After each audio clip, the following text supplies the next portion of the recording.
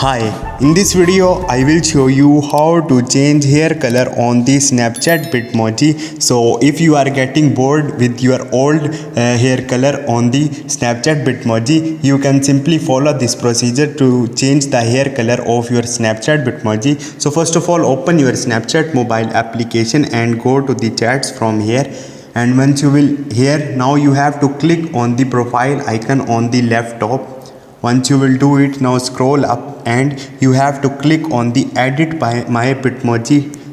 Once you will here, now from here you have to select the hair option from here and you will see a drop button here. Simply select drop button, this one. So you will see here different hair color is appear. Select any according to your choice. And after that you have to click on the save.